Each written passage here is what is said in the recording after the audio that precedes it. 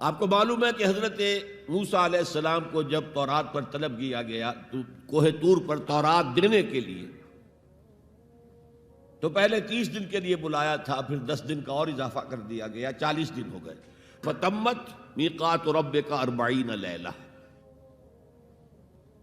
اس اثنا میں پیچھے فتنے میں مبتلا ہو گئے بنی اسرائیل۔ سامری اس نے ایک ڈھونگ رچایا اور ایک بچڑا جو ہے وہ سونے چاندی کا بنایا ہوا بچڑا ڈھال کر کھڑا کر دیا۔ اس میں سے کوئی تھوڑی سی آواز بھی نکلتی تھی، کوئی ایسی ہے کہ ہوا گزرتی تھی تو آواز سے آتی تھی۔ کہا یہ ہے تمہارا الہ۔ یہ تو موسیٰ تو بھول گیا کہاں گیا ہے، کوہ طور کے اوپر کس خدا سے ملنے گیا ہے، خدا تو یہ ہے۔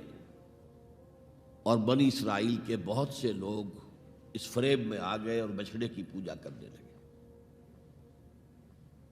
اب جب حضرت موسیٰ آئے، اور آپ کو معلوم ہے حضرت موسیٰ کا مزاج جلالی تھا، وہ پتھر کی تختیاں لے کر آئے تھے کہ جن پر کوہ طور پر اللہ تعالیٰ نے اپنے احکام 10 جو ہیں، 10 کمانڈمنٹس مشہور، وہ کندہ کر کے آپ کو دیے تھے، وہ ہاتھ میں لے کر آئے۔ یہاں معلوم ہوا یہ صورت پیش آ گئی ہے۔ فَأَلْقَى الْأَلْوَاحَ، تو وہ تختیاں تو آپ نے زمین پہ ڈالی، اور پھر جو احتساب کیا ہے، پہلے تو اپنے بھائی حضرت ہارون کا، ان کی داڑھی کے بال پکڑے، ان کے سر کے بال پکڑے اور کھینچا اپنی طرف۔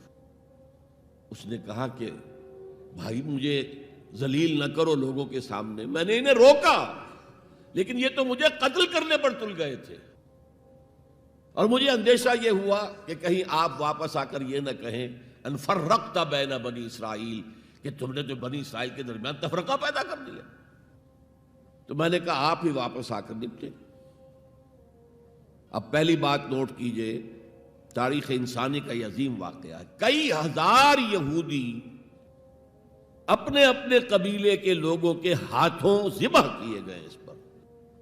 اللہ تعالیٰ نے حکم دیا اور حضرت موسیٰ نے وہ حکم دیا، اللہ کا حکم موسیٰ نے پہنچایا کہ 12 قبیلے ہیں نا، ہر قبیلے کے جن لوگوں نے یہ حرکت کی ہے ان کو اسی قبیلے کے لوگ اپنے ہاتھ سے ذبح کریں۔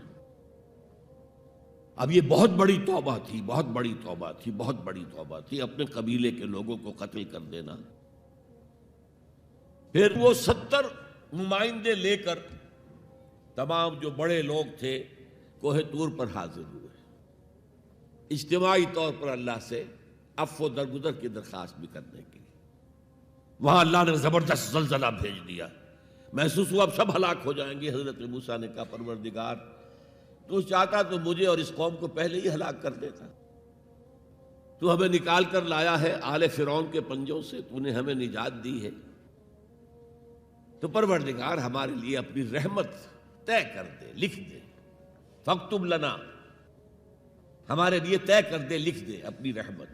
اس پر فرمایا اللہ نے، دیکھو موسیٰ میری ایک رحمت تو عام ہے، وسعت کل شیء، رحمتی وسعت کل شیء، ہر شے کے ساتھ ہے، اور ایک میری خاص رحمت ہے، وہ میں لکھ دوں گا، طے کر کے رکھ دوں گا، للذین یتبعون الرسول النبی الامی، ان لوگوں کے لیے جو میرے رسول نبی امی پر ایمان لائیں گے اور ان کا اتباع کریں گے۔ یہاں بھی لفظ اتباع آیا، اور اس میں پھر حضور صلی اللہ علیہ وسلم کی کچھ شان بیان ہوئی ہے، بات لمبی ہو جائے گی، اور پھر فرمایا یہ گویا کہ اتباع کی تفسیر آ رہی ہے۔ اتباع کا مطلب کیا ہے؟